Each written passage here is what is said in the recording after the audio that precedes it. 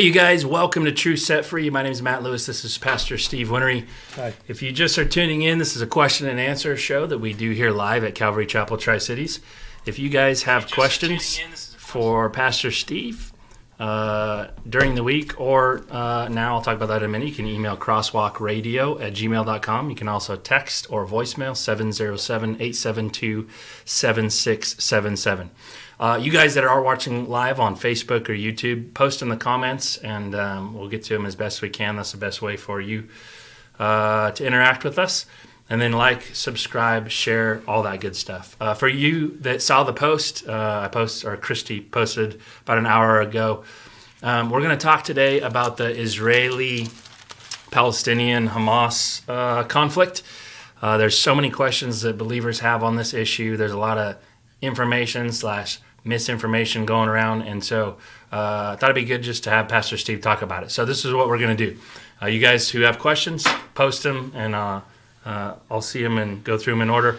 But I'm going to play a video for you, okay? Michael's going to play it so that you can hear it on YouTube and Facebook, and then that's going to be just a springboard to talk about subjects. So this is a video that I saw a day or two ago when this issue started, and the reason I chose it is because this is how the media tends to present the issues. And there's a lot of nuance in there that Scripture speaks of.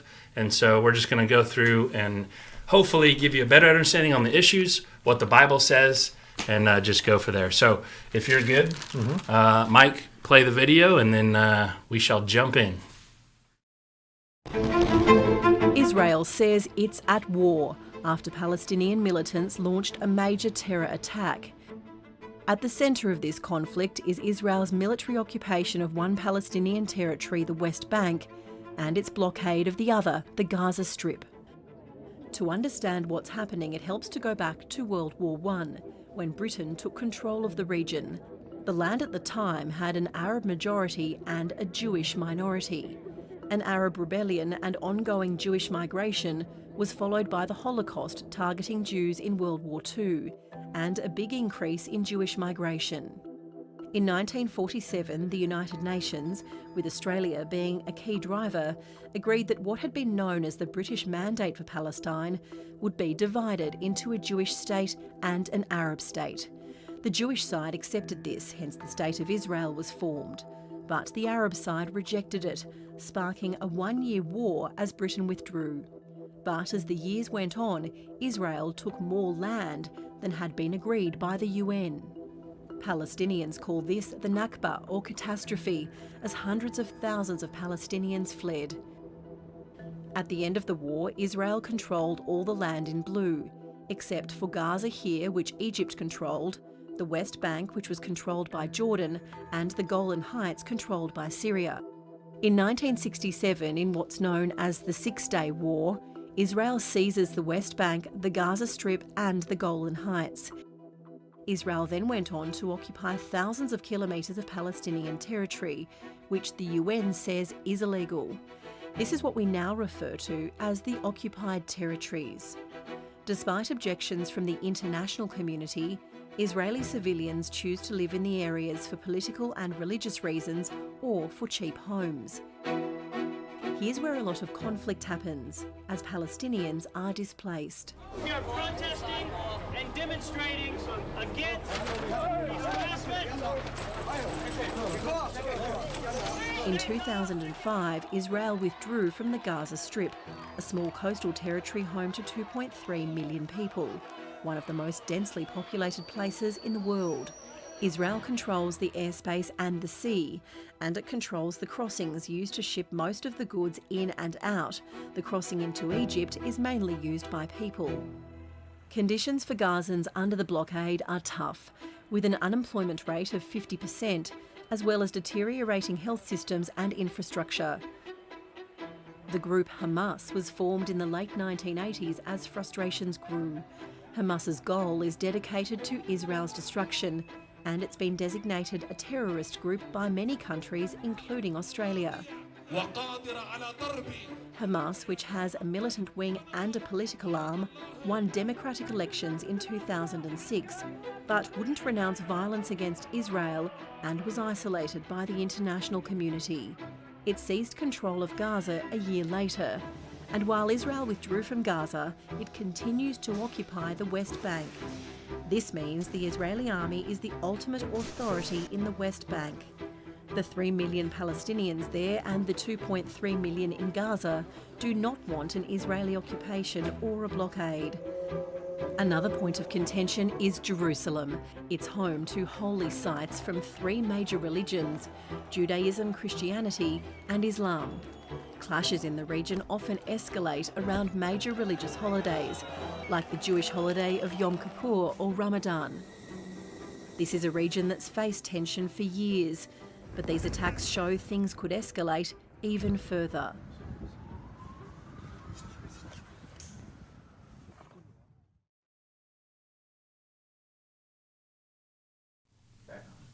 All right, so there's nothing special about that video. I just chose it because that's a good video of how the media presents information for what it's worth, and it gives us a springboard to get into this subject matter. So my first question for you, Pastor Stevens, and this is in accordance with the video, this is why it relates, is can you please explain the military occupation of the West Bank and why Israel blockades the Gaza Strip? Well, okay, military occupation. Let's, with a lot of this stuff, you just have to go back into the history, Right. And so if you don't know the history of Israel and Palestine and all of that, you can get a skewed view of what's going on here. Some of the stuff that they said in that news report is true. So right around World War I, there were more Arabs in the area than there were Jews. Part of the reason that there were so many Arabs in the area is because the Jews had come in the late 1800s in what's called the Zionist movement. They began buying up land, and a lot of the Arabs that came into the area were migrant workers, and they were actually working for the Jews. And so the Jews that were there had land that they bought from the Arabs, specifically the ones that controlled the area around Jerusalem. And actually the land that these Arabs sold to them, much of it was swampland. So, and it's weird to think of swampland in Israel, but that's what it was. It was swampland. And it was what the Israelis did, or what the Jews did at that point, was they came in and they made that land arable, and they turned it into really great farmland. And so you have the beginning of the nation of Israel with a group of people who actually bought the land that they were there on. And they got ripped off, too, when they bought it, but they didn't care. And so whether you're talking about northern Israel, whether you're talking about the Sharon Valley, that's what was going on. Lots more Arabs came in. As migrant workers. They were field workers in that area. And so before that point, obviously nobody lived in those areas because it's swampland. And some of the other areas, it had a pretty minor population. It wasn't huge, it wasn't densely populated at all. The other thing that you got going on there is that it wasn't Palestinian. There was no such thing as Palestinian people. These are all Arabs that came from various areas in the Ottoman Empire. It was Turkish. The Ottoman Empire was Turkish, and so they reigned in that area from the 1500s all the way up until World War I. And the reason they lost rule in World War I is because they sided with the Germans in World War I, and when they lost, the British came in, and Palestine in that area became a protectorate. And so what we call Jordan and what we call Israel and what we call the West Bank and what we call the Gaza Strip, all of those were under the Ottoman Empire until the British protectorate. And so that lasted from about 1918 all the way until 1947. And so the British were actually the ones that were in control of that area. In 1947, the British were going to abandon that area. They had actually promised the Jews earlier on during the time of World War I. There was what was called the Balfour Declaration that they were going to make a homeland for the Jewish people, and they reneged on that whole thing. And so there was conflict between the Jews and the Arabs and the British under the British Protectorate. And finally, the British decided to withdraw. And when they withdrew, what happened is the United Nations got involved, or when they were going to withdraw, the United Nations got involved and carved out an area for the Jews, carved out an area for the Palestinians. And it's another thing that was put into that news video, carved out areas for both of them. And as it said in the news video, the Jews agreed to it and the Arabs did not. What happened as soon as Israel declared themselves to be a nation is that 5 Arab nations came down against Israel and were going to drive them into the Mediterranean, is what they famously said. And so the armies of those nations were Egypt and Lebanon and Transjordan, and because it wasn't called Jordan at that point, Transjordan, Syria, and Iraq. Did I do that right? Egypt, Lebanon, Transjordan, Syria. Yeah, those are the 5 Arab nations that came in, and the Jews fended them off, and they ended up winning that war. At that point, Is that the 6-Day War? no, What's that war called? Do you know? that's the Arab-Israeli War. Okay. Before the 6-Day. Right, before the 6-Day War. And so in that war, Egypt took control of the Gaza Strip, and Jordan took control of what they call the West Bank. And so the Gaza Strip became, again, it wasn't Palestine. They weren't identified as Palestinians at that point. And so it wasn't Palestine. There were Arabs that were living there. Oh, by the way, I forgot to mention this. Before that war started, the Egyptians were basically leading that whole thing, and those 5 Arab states told the people living in what we call Israel nowadays. They told these people that you need to get out of Israel, and because we're going to drive them into the sea, and if you leave Israel after we have defeated the Israelis, we're going to give you their land. And that was the promise.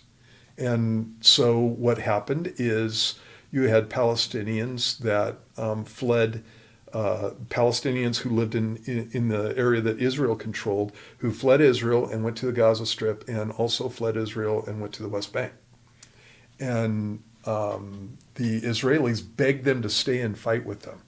The Israelis were going to allow them to become Israeli citizens. And there's a significant population of Arabs in Israel that are Israeli citizens. And it's because they stayed. Because of that event. Yeah, because of that event right there. They stayed. Okay, so spring forward, there was another conflict that took place, but it didn't change things much. When you get to the 67 war, what happened was the Arabs again, you're talking about Jordan and Syria and Egypt, were building up arms, and they were basically organizing to attack Israel. Well, this time Israel didn't wait for an attack. What they did was they did a preliminary. They basically attacked the Arabs before the Arabs could attack them, and that was the 6-Day War. In the 6-Day War, Jordan had decided to, Jordan wasn't involved in that whole thing. The Israelis asked Jordan to stay out of it, and the Jordanians just couldn't, because they would have been ostracized by the rest of the Arabs. And so Can I ask a question on that? yeah. During this time you're talking about, is it the same separation that we have now, where Hamas in Gaza and the Fatah in West Bank? No, when you're talking about those groups of people, Hamas didn't start until the late '80s. Right. So this In is the Intifada. so those groups are not in power and Yeah. play yet. Fatah actually came from, I'm blanking out on his name, PLO, from the PLO. And who was the head of the PLO? I can see his face. Not Gaddafi. Oh, no. I can't remember. I'll look it up. Yeah. I can't believe I forgot his name. I was in Israel when he passed away. In any case,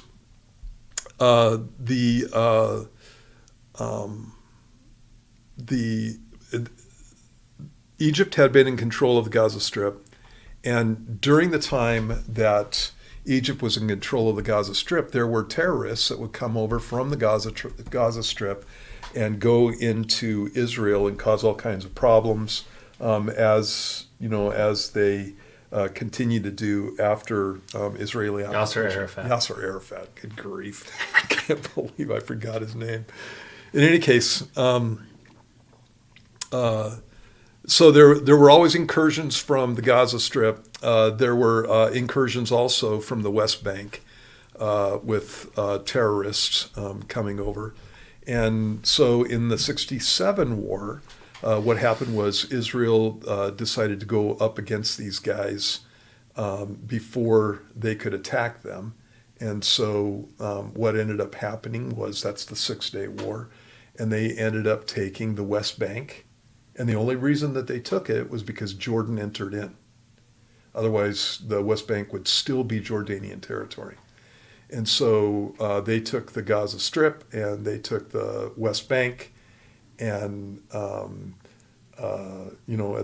that point, Israel was in control of those areas. Before that point, the West Bank was not Palestinian, it was Jordanian. And in fact, a little later on, there was a Palestinian uprising in Jordan, and the Jordanians put it down savagely and butchered just thousands and thousands of Palestinians who were in the refugee camps. In any case, at that point, you got the situation where you had the West Bank and the Gaza Strip were under Israeli control. And then in 1973, there was another attack against Israel. And in that attack, that was the Yom Kippur War. And in that attack, Israel gained the Sinai and the Golan Heights. And again, they had the West Bank and the Gaza Strip. Obviously, Sinai goes down into, it's a major portion of the nation of Egypt. And to get peace with Egypt, they gave up the Sinai back in the late 70s. And the Golan Heights they kept because the Syrians would sit up on top of the Golan Heights. It's a cliff that comes off of the Galilee region, and there are farms down at the bottom of the cliff, and the Syrians would just lob down artillery shells on these farms, machine gun people, and things like that. And so the Golan Heights was something that Israel took and refused to give back to the Syrians, for example. And so in every incursion, in every battle with the Arabs, what ended up happening was the Israelis took more land. And, that's the way that goes. You fight against a country and they win the battle and they're occupying your land. That's the way that battles go. That's how the United States got major portions of the Southwest. That's how life goes all the way through history. And what the world wants to do is make it different for the Israelis. One of the reasons that the Israelis refused to specifically give back the West Bank is because of the tactical situation with there being a very small strip of Israeli territory on the Mediterranean. Okay, so let me throw this up here because that's my next question that goes into it. Why did Israel violate the British mandate in 1947 and take more land than was agreed upon? That's kind of what you're talking about as far as That didn't happen until 67. this right here. Yeah, that didn't happen until 1967. Okay, Basically, what Israel did in 1947 was fend off the Arabs. right. And so they didn't, I don't know. They probably gained some land, but there was a green line that they went to, and I believe that was the original UN mandate. And so it was in 67 when they gained the West Bank and the Gaza Strip. Okay, now, And so before that point, for decades, that was Jordanian and Egyptian territory. and the reason that's important and why you go explain all that history is because in this news article, they just throw that in there. It gives you a take on it that the Israelis are mean, that they're military occupation, that they're just going in and driving people out to gain land as like tyrants. And that is not the complexity, that's not the whole of the situation. Right. And if, this is why, I'm sure you've heard this before, but if you insert America into that position where we're getting attacked, nobody talks the way they talk about Israel. Right. We would not drop leaflets and go, hey, all terrorists need to leave because we're going to bomb you. We just go in and wipe it out. Yeah. And there's no American that goes, oh, that's mean. Yeah, exactly. Because if Canada or Mexico was launching rockets into California or Washington, it would be full-on war. We would go in and annihilate them. Yeah. And to your point, that's how it works. Right. If you're being attacked by terrorists. Yeah, exactly. And so when you're talking about the situation that we have now, the Israelis have been trying to make peace with the Palestinians, and that's why they have a level of autonomy at this point. And so back in the 90s, Yasser Arafat had a chance to have a two-state solution. The Israelis gave him everything that he wanted. I remember that. Yeah, gave him everything that he wanted, and he would not do it. And there's a reason for this, and the reason is because specifically Hamas is not interested in the two-state solution. Right. What they want to do is they want to do what the Arab nations originally wanted to do and drive the Israelis into the Mediterranean. They want to kill them all, and we can see that from what they did with this incursion and whether.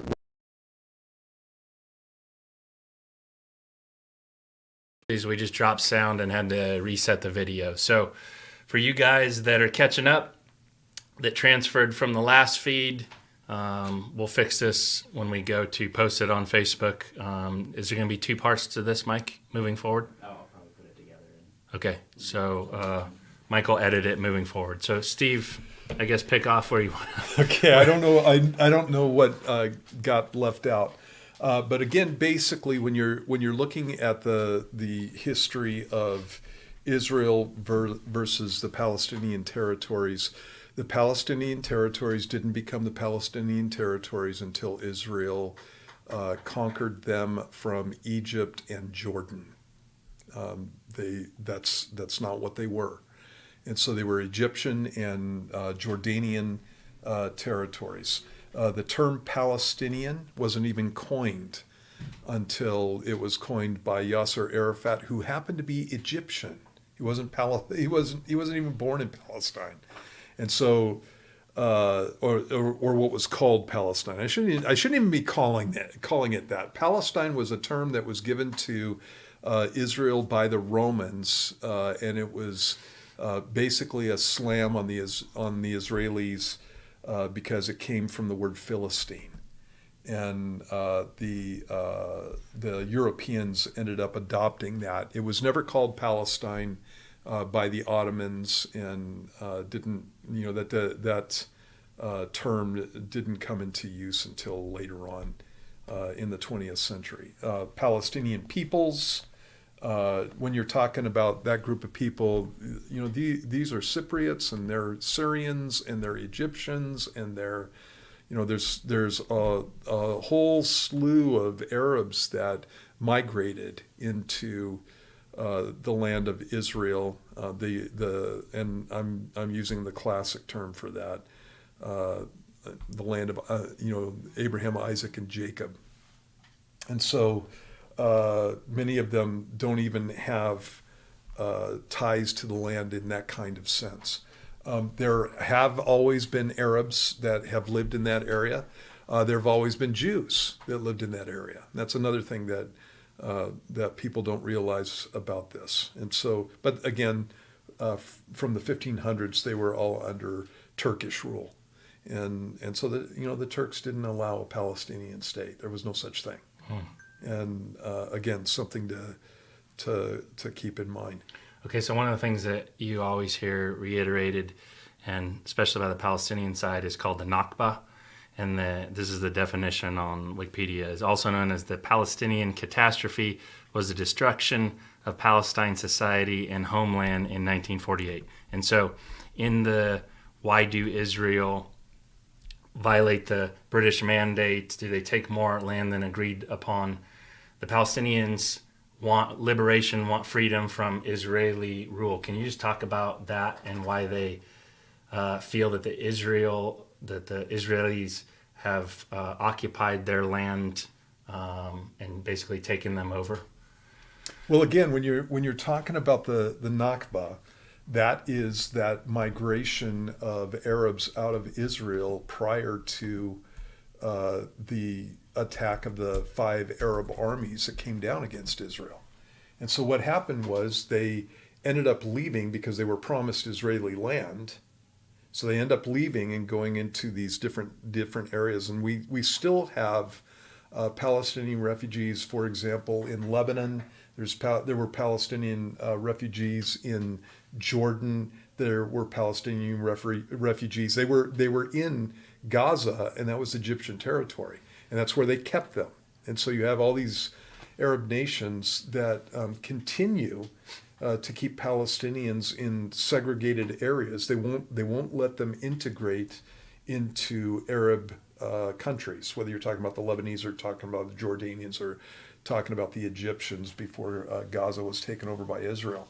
And so at the very same time that was taking place, when the armies came in against Israel, the Jews in Iraq and in Egypt and in Lebanon, in all these Arab territories, were thrown out. And they were persecuted and their lands were taken. Their land was stolen from them, and they literally came down to Israel with just what they had on their backs. And so the very same thing that the Palestinians are complaining about is the same things that happened to the Jews under Arab rule. The difference is that the Jews didn't leave willingly. They wanted to remain in those Arab states, and the Arabs drove them out. And when you're talking about this situation with the Palestinians, one of the problems that the Jews have with these people is that they literally walked out of everything that they owned, hoping to take from the Israelis everything that they had, and now they want what they owned back. Right. And that's the problem. That's the issue. The other issue that takes place in this situation, and this is what's fomented most of the problems that you have between the Israelis and the Arab nations. It's not even the Arab nations, it's the Palestinians within the Arab nations. And the problem that's taken place there is when all the Jews, for example, came down from Iraq. I know a lady who her whole family had to come down from Iraq. They were thrown out of Iraq at that period of time. And when they came down to Israel, the Israelis allowed them to emigrate, and they made them a part of Israeli society. And that has not been the case with the Palestinians. They're not made part of Egyptian society or Lebanese or Iraqi or so forth. And so you have this group of people that are kept in in refugee camps and in awful situations, and it's to keep the pressure on Israel basically, when they could do exactly the same thing that the Israelis did in taking in their people. And so, as a matter of fact, the numbers of people that left Israel, as far as the Arabs, and people that entered Israel, as far as the Jews being thrown out of Arab lands, was almost exactly the same number. And so, from the Israeli point of view, they're like, you know what? The Arabs don't want to let you in their lands. That's where you need to take care of this. That's where you need to be talking to these people. Now, when Israel took over the Palestinian, the West Bank, what's called the West Bank and the Gaza Strip, the Israelis started going in, and in those areas that were unpopulated, they started setting up settlements. Okay, so I'm throwing this up here as you talk. This is the next one. Why are the Palestinians displaced from their homes, which was mentioned in the video? Right. And when they're talking about being displaced from their homes, what they're talking about is not what the Jews do in setting up settlements. They're not walking into Palestinian towns and throwing people out. Right. That is not what's happening.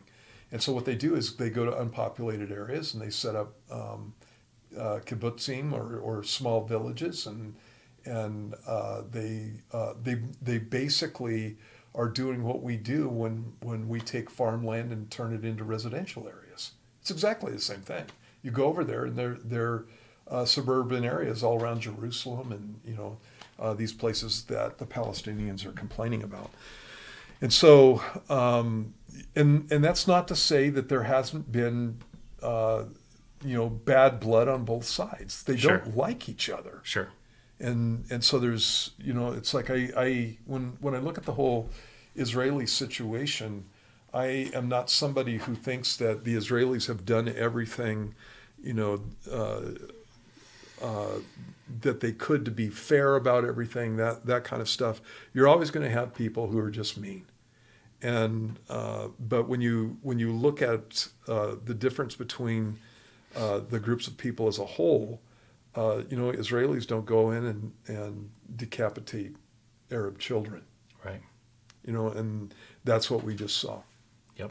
And they're not going in and slaughtering whole villages of Arabs and raping women in the street, taking them hostage. Yeah. Okay, so let me throw this one up in there because it goes to your point. In the video it said, are the Israelis to blame for jobs, healthcare, poor living conditions because they come in, and the flavor there, at least in my opinion, is that because they're getting pushed out of their homes, they're made like a third world country and just left to their own, where the Israelis are taking the good stuff and the Palestinians get the leftovers, and now they're in this occupied area under the Israelis' thumb, and they don't have the opportunity, and then they come in and have all this no jobs, bad health care, all that stuff. Yeah, when you're talking about the Gaza Strip, again, the Gaza Strip was an area that was given over to the Palestinians by the UN mandate. That's what it was. And so the Egyptians took it over in that war in 1947, 1948. And so it became Egyptian territory at that point for the next couple of decades. And to be clear, that's still the route they use for access back and forth, right? Mm-hmm. They cross over into the Gaza Strip back and forth. Right, yeah. And so when they were under Egyptian authority, they weren't complaining about third world, situations and that kind of thing. They were fine with the Egyptian rule. They wanted their own rule, but they weren't trying to kill off Egyptians or something. Right. While at that point they were still making incursions into Israel and committing terrorist acts. And so when you're looking at the situation in Gaza, Gaza has always been the territory that was a UN mandate, and the problem is that they don't want just Gaza. What they want is Israel. They want to kill Israelis and throw them out of the land. And is that how Hamas started? Yeah. Okay, so that's my next question. Yeah. Who is Hamas? So Hamas is a terrorist organization that started in the late 80s during the first Intifada And they're, when you go through and you look at their basically their constitution, what they're all about is destroying the nation of Israel and taking it over and giving it to the Palestinians. And again, you have a situation where the people who left Israel in 1947 were in Israeli territories, and they would have been considered Israelis by the people of Israel, just like Arab Israelis are now. And what they did was they left. And so now they're in Palestinian territory, and Israel doesn't want them back. And that's what that fight is about. Right. And so when you're looking at, again, what's taken place there, from 1967 all the way up until the late 90s, I can't remember when they finally gave over power, self-rule basically to the Palestinians. It was in the late 90s. Up until that point, the Israelis were occupying that territory just in exactly the same way that the Egyptians were, and in exactly the same ways that the British were before that point, in exactly the same ways that the Ottomans were before that point. And so you can't sit here and talk about the Israelis as being somebody different than the Egyptians, the Ottomans, or the British, because they were governing that area. And so they gave up self-control or self-rule basically to the people in Gaza at that point. And what ended up happening was that when they had elections, basically the first group that was in control of Gaza was Fatah, which was the party of the PLO, Palestinian Liberation Organization. And in 2005, Hamas overthrew Fatah, and actually it was a bloody coup. They went in and just slaughtered people once again, and they've been in control ever since. And so since that point, what's been happening is there have again been incursions routinely from Gaza into Israel. And so Israel had already pulled out any Israeli citizens that were living in that area. And then later on, when this got bad enough, you'll remember back in the 2000s, there was a large a bunch of terrorist activity, and a large number of Israeli citizens got killed, and that's when they put up walls. And so they put up walls around Gaza, they put up walls around the West Bank, and that was to keep people from coming over and committing terrorist acts. One of the things that you also have to know about this situation is that Gaza has a large amount of people that would come into Israel for work. And so Right. they literally go to work in Israel. Mm-hmm. And the reason that they do that is because there's very little work in Gaza because of the rule of Hamas. Hamas is a terrorist organization, and all they're interested in is killing Israelis and wiping out Israel. And so what they use the money that they get, not from industry or work that the Gazans are doing on their own. This is international support that come from different nations. What they do with much of that is they use it for their military. AKA Iran. Yeah, Iran. It's not just Iran, but yeah, all these, a number of Arab nations and the United States gives money to these people. Right, which is a hot topic right now. Yeah, and that money goes in major portions to buying the missiles and the rockets that you see being fired into Israel. Hamas also has, basically benevolent associations in the sense that they'll give things to their people, and so they try to on just to give them credit, try to on some levels take care of their people But it would go a whole lot better if they just took all the money and took care of their people instead of trying to kill off Israelis. Right. And that's always been the problem. Yeah. Yeah. Okay, so important context. You have to know the history to understand the conflict. I want to talk to you about some spiritual aspects and just the most common questions that I hear people talking. You can just go from there. What is your opinion? Why did this happen, and how far will this escalate? From what I can see, one of the things that happened during the Trump administration, actually, a bunch of great things happened for Israel during the Trump administration. One of them was that we moved our embassy to Jerusalem, which had been promised for decades by Americans, and no American president ever got it done, and Trump finally did. The Israelis love Trump; they love the man. It's amazing. Trump also got involved with what are called he founded what are called the Abraham Accords. And so he got he got the American State Department to come over and start trying to get peace between Israel and not Palestine anymore, but Israel and different Arab nations. So the UAE and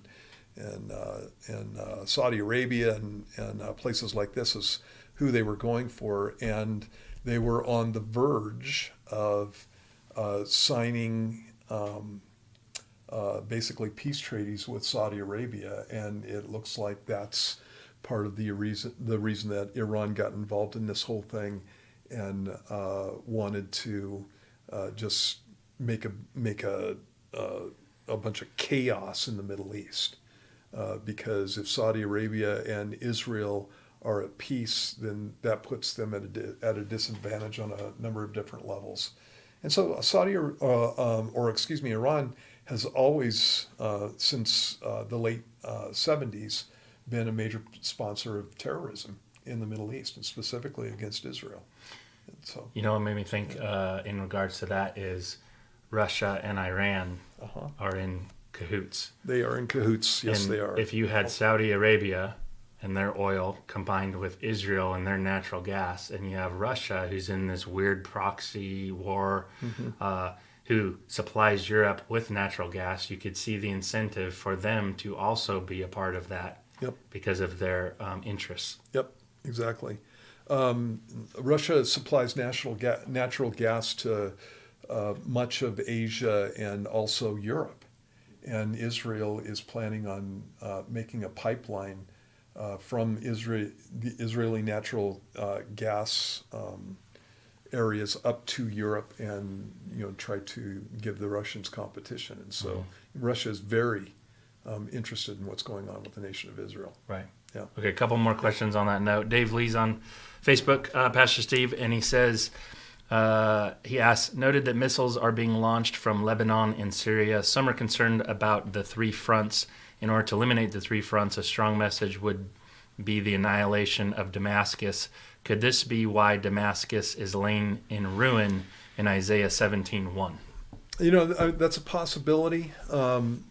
But Dave, I think that most likely what happens with Damascus is it's destroyed when the armies from the east, in the book of Revelation, it talks about the kings of the east coming to the land of Israel, and it's one of those things that brings about the Battle of Armageddon, and it would be a very natural thing.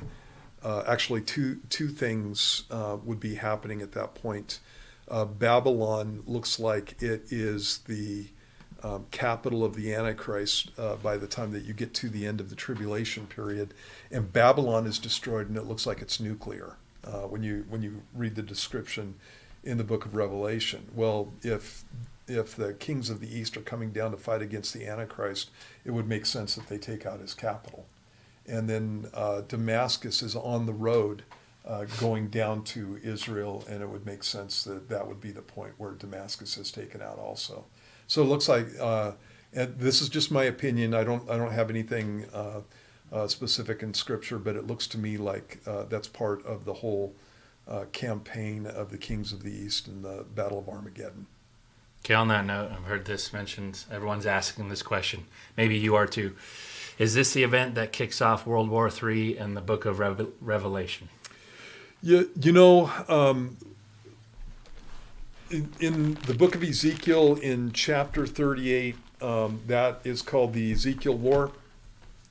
And it talks about a number of nations. In chapter 37, you have the regathering of the nation of Israel. That's already taken place. That's fulfilled prophecy. And again, that happened in 1948, late 1800s all the way up till 1948.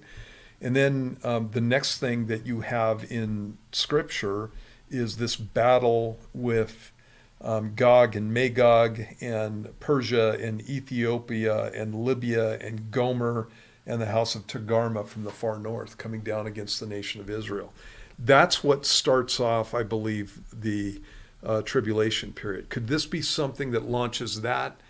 Well, sure, it could. One of the things that I'm always,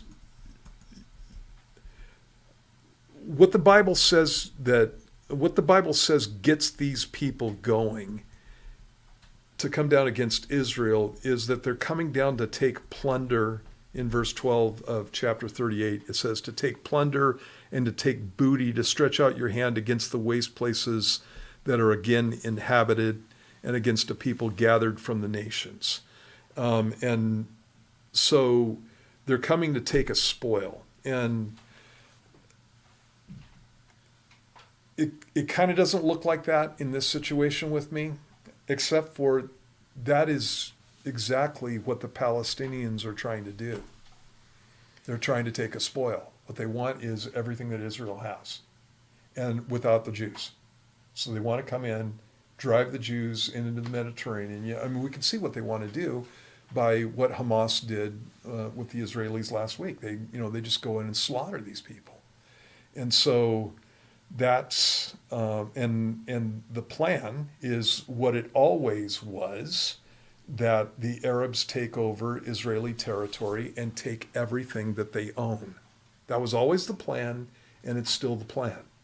And they don't make any bones about it. And so could that launch into this? Yeah, it could. It could. It might be something that calms down, but then it becomes a hook in the jaws of Gog and Magog. Because in the next chapter, it says, "You, O son of man, prophesy against Gog. Thus says the Lord God, behold, I'm against you, O Gog, the prince of Rosh, Meshach, and Tubal, and I will turn you around and lead you on, bringing you up from the far north and bring you against the mountains of Israel." And so it looks like what's going on there is there's an incursion, then it gets stopped, then they're brought back down against the people of Israel.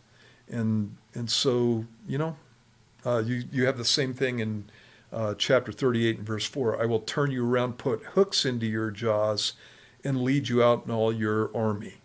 And so it looks like there's something that is developing. It gets put on the back burner, so it gets stopped, and everything calms down, and then God puts a hook in their jaws and just draws them back down into the land. And so that could be that. Sure. This situation here. Anytime that I see this kind of stuff going on with Israel, it's like this could be it. Yeah. Yeah. And you've done, many prophecy updates over the years. You've been a Christian for a long time. When you look at this, we've already talked about the geopolitical situation, China, the whole Taiwan thing, when are they going to act, that type of thing, their influence over there in energy and those things, kings of the East, all the countries that are mentioned. This could, to your point, happen at any time. This could be a part of it. It certainly is wars and rumors of wars. Exactly. Jesus said earthquakes in various places, which I guess just happened in Afghanistan that killed 2,000 people. And so we're certainly in a time where this fits. Wait a second. Just on that, U.S. Geological Survey. I used to look at this every year. Yeah. They used to have web pages that you could go to where you could literally graph the amount, the size of earthquakes, with the Richter scale, size of earthquakes and the frequency of earthquakes for every year for decades, and they took it down. Just recently. A few years back. A couple years ago, okay. You can't find it anymore. Really? Yeah, and the idea, one of the things that gets spouted about that is that earthquakes aren't on the increase. And every year I would go through and look at that whole thing, and they are. Yeah. And especially when you're talking about major earthquakes. Sure. They're on the increase over time, just like Jesus said. Yep. Yeah. Okay, so here's a question from, sorry, I'm going through different texts here. If on this note, if you guys lost the first video and this is the second one, we're trying to do both at the same time. Michael will fix it, post the full version at the end for you guys that are thinking that you missed out or whatever. Okay, so this is from Debbie. If the U.S. gets involved in this war, what do you think will happen to our commitment in Croatia? I don't think we can afford both. And I'm thinking maybe she's thinking Ukraine. Yeah. We can't really afford anything. We're $33 trillion in debt at this point. Could do a whole video on that. Yeah, and so we can't afford Ukraine in the first place. We've gotten ourselves into a place where when you're just talking about ammunition, we've spent 7 years of munitions on the Ukraine war. And what that means is with 7 years of peace, it would take us that long to restock our ammunition in America. And so we're not in a really good spot here, no. And so this is again one of those things that happens when you have unwise leadership. So I was going to ask you on that point. You have a strange time in Israel where Netanyahu's in power, but it's divided because they think he's too far right, is what the media says. And so this is not a good thing to happen when you're divided in an Israel government. We have a strange thing right now with the Speaker of the House that's supposed to be part of making executive branch decisions. And then we have, and I don't want to make fun of him, we have the president that, I don't even have to say it. Right, It's a scary situation. Yeah. When you look at that, do you think that some of the things that we're doing is because of those issues and problems in government to move pieces? I think these people have no idea what they're doing. Just totally clueless.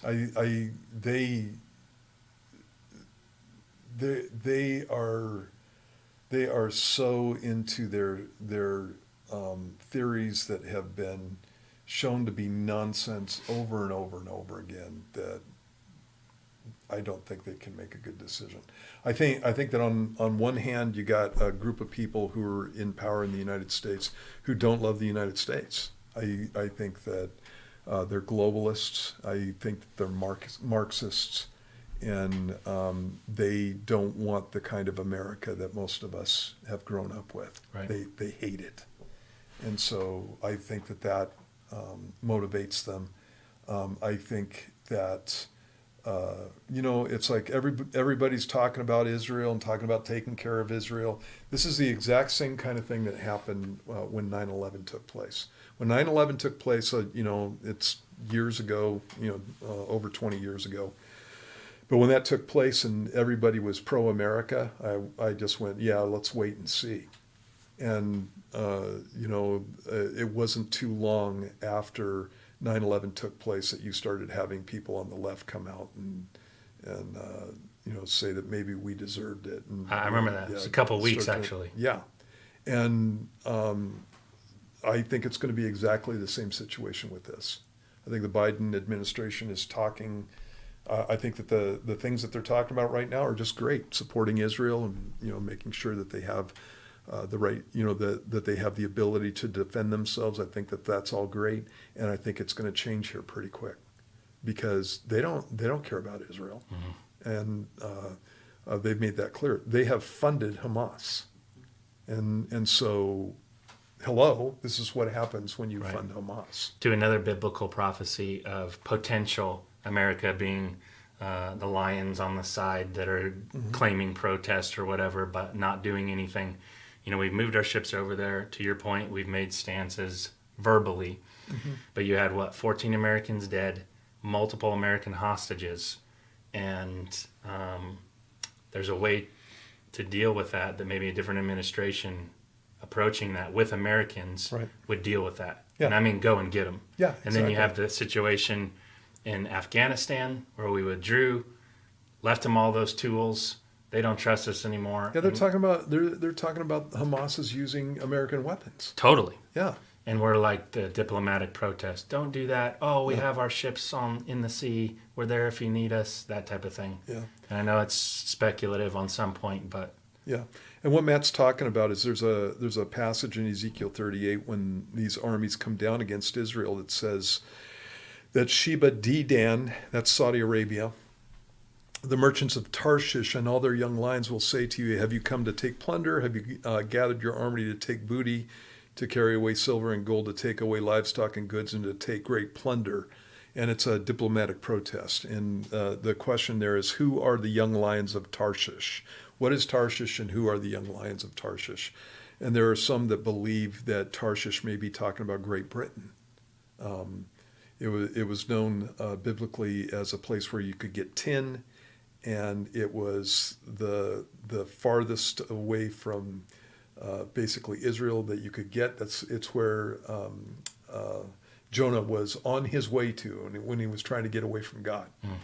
And so there's a chance that that's Great Britain, and if that's the case, then all the young lions would include Canada and Australia and America, actually, being colonies of Great Britain, and just putting up a diplomatic protest. I think there's stuff that needs to get the United States out of the way, because we are not. This is the only place that I know of that you can point to that may be actually talking about the United States here. Right. Young lions of Tarshish. And I think that there are things that have to get us to that point. Now, it could be we just withdraw and we become isolationist, and you saw some of that under the Trump administration. Even though he took care of things, he famously bombed Syria and got rid of ISIS and that whole thing. I think that was well done. But we could get more isolationist and just not want to be involved in world affairs, or there could be other things that cause us internal turmoil that keep us out. And so that could be a civil war.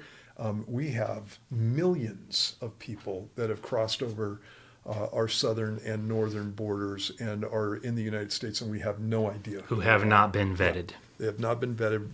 We haven't even vetted the people that they have allowed in, not the people that got away.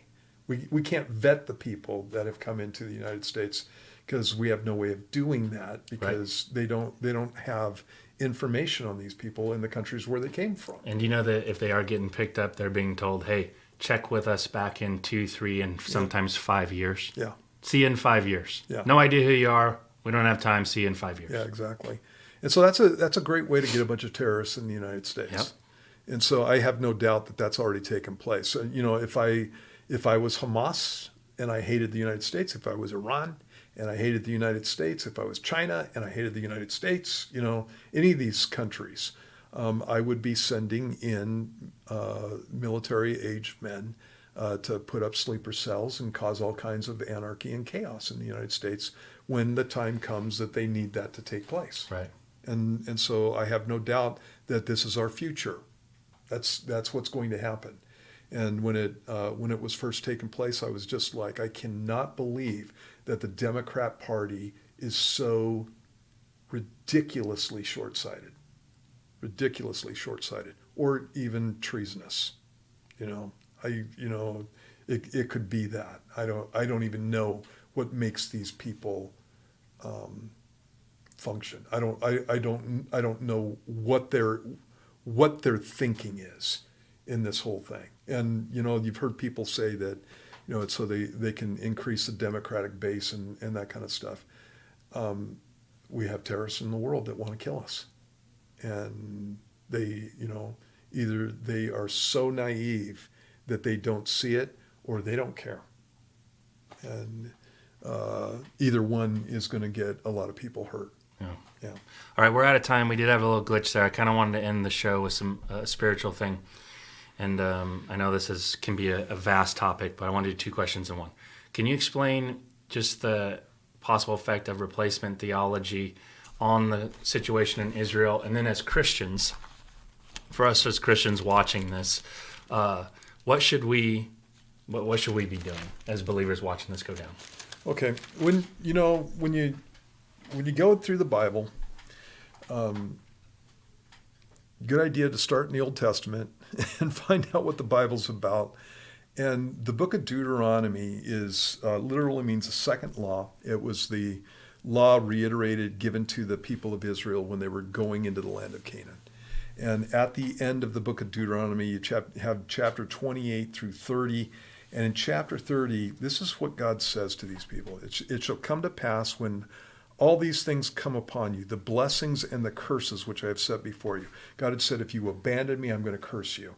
And so basically, when you're looking at chapter 28, you have right around 15 verses of blessings, and then 45 to 48 verses, I can't remember what the number is exactly, of cursings.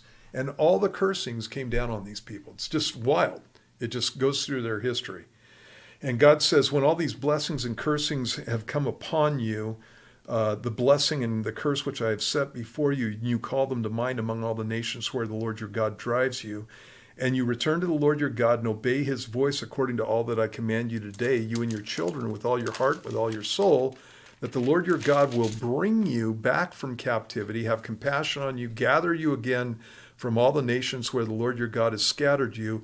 If any of you are driven out to the farthest parts under heaven, from there the Lord your God will gather you, and from there he will bring you. None of that happened until after 70 AD. That's when they were scattered to the farthest parts of the earth. That's when that all took place. And so before that point, these people, when you're talking about the nation of Israel, northern kingdom, they were in basically the Ninevite kingdom, and then afterwards the Babylonians came in and took the Jews to Babylon. That's all in the Middle East, and the Israelites who were faithful to the Lord had already defected from the northern kingdom of Israel and gone down to Judah. And when Judah was sent to Babylon, many of the Jews came back to Israel, and that's how you have the restart of Israel 70 years after the Babylonian captivity. It wasn't until after the Roman destruction of Jerusalem and the Bar Kokhba wars in 132 AD that the Jews were dispersed all over the world. And that's what God's talking about. So he says, God flat out says he's bringing the Jews back from all over the world, back to the land of Israel. And that's something that we've seen the precursor of with the revival of the Jewish nation, and is going to be finally and completely fulfilled when Jesus comes back at the second coming. Okay, here's another passage. This is a promise that God made to Abraham. This is in Genesis 17, 7 through 8. It says, I will establish my covenant between me and you and your descendants after you in their generations for an everlasting covenant to be God to you and your descendants after you. Also, I give to you and your descendants after you the land in which you are a stranger, all the land of Canaan, as an everlasting possession, and I will be their God. So the land of Canaan is Israel's forever. And it's not something that God said was going to end. He did talk about the fact that they were going to be out of the land and that they were going to be brought back, but it's still Israel's land. And so if it's an everlasting possession, that means that Israel needs to still exist if the land is still there. And so here we are. Israel still exists. And the idea that Israel is not something that God is concerned with, especially when you're talking about in the last days, is just so foreign to the Old Testament and the New Testament that it's just ridiculous. You cannot get that teaching out of the Bible. You have to get that out of an extra biblical book. And that is what replacement theology is all about. And the idea, it actually came from Augustinian theology, and finally it became Roman Catholic theology, that the church replaces Israel because the Jews crucified Christ and they're Christ killers. And so that became the doctrine of the church. And when the Reformation took place, some of the Reformation denominations kept that doctrine, basically, and kept that type of theology. As you know, when you return to biblical theology, that just doesn't stand up. It doesn't stand up. God made promises to Israel. Those promises have not been fulfilled in total. Many of them have, but the majority have not. And God keeps his promises, and he's keeping his promises to those people. The idea that Israel isn't a player in the last days is, again, foreign to the Old Testament. It's foreign to the New Testament. A straightforward reading of the book of Revelation has Jews in the land of Israel in the last days with a temple, and, and all the tribes, and so, this idea that God is done with the Jews and he's not going to work with them anymore is just ridiculous. In fact, the whole purpose of the tribulation period, which is what the book of Revelation chronicles, is to bring Israel back into a relationship with God. And that's exactly what he's going to do. That's what he's in the process of doing. And that's what's going to take place. God still loves the nation of Israel, and he keeps his promises. The gifts and callings of God are without repentance, Paul said in Romans chapter 11, and he was talking about the nation of Israel. And so God has called them as his chosen people. They are in rebellion against him now, but he's going to bring them back under a covenant relationship with him, the one that he made in the Old Testament. It was an unconditional covenant. When God made a covenant with Abraham, Abraham was not involved except for sitting there watching. And God made the promises without Abraham's participation on any level. And that's why the covenant can continue with his descendants after the fact. And for us as believers watching all this go down, what should our reaction be? Well, the Bible says that we're to pray for the peace of Jerusalem. And so there's peace for those who pray for thee, and there's prosperity for those who pray for the people of Israel. God said, "I'm going to bless those who bless you, and I'm going to curse those who curse you." And he didn't just say it to Abraham; he said it to the people of Israel. It's used of the people of Israel later on in the Bible. And so we need to be blessing the people of Israel. We for sure need to be praying for these people.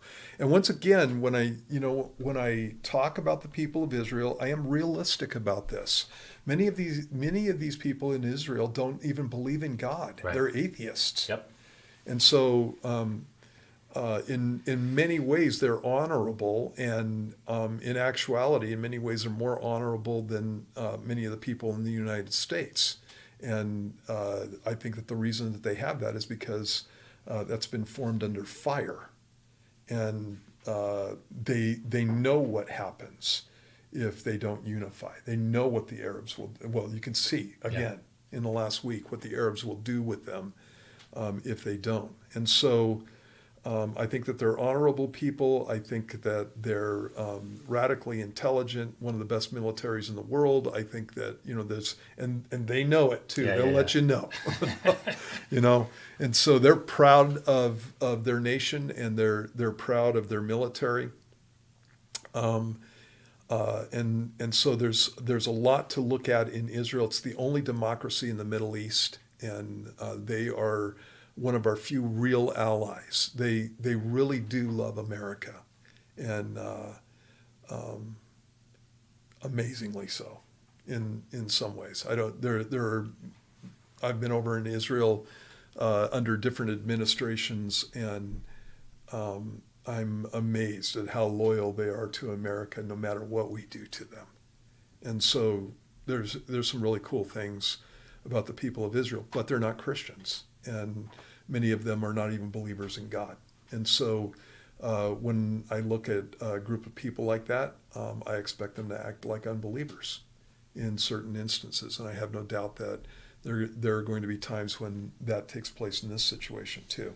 And so God's chosen people in the sense that God has a purpose and a plan for the nation of Israel. But again, many of these people are in rebellion against God, and they act like rebels against God. And so again, we need to keep that in mind. But God loves them, and so we should love them too.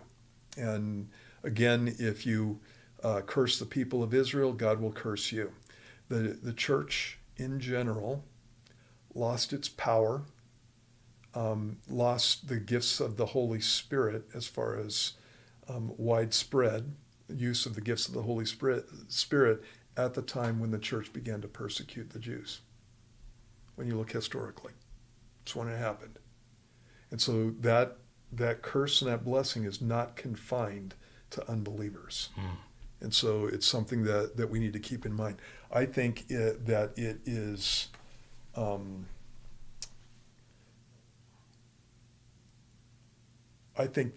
disgusting that many people in the church have not made statements about what's going on with Israel right now.